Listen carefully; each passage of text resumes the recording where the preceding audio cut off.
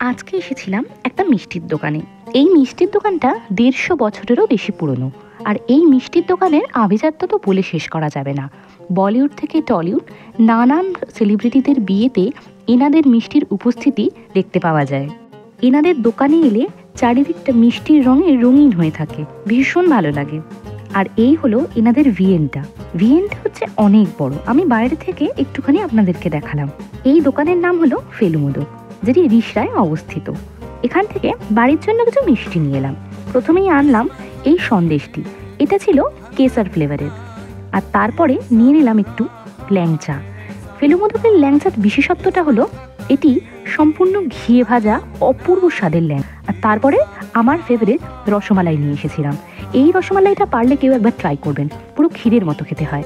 Rishra GT রোডের উপরেই অবস্থিত এই দোকানটি, অবশ্যই যাবেন। আর চ্যানেলটি পারলে সাবস্ক্রাইব করে দেবেন। বাই।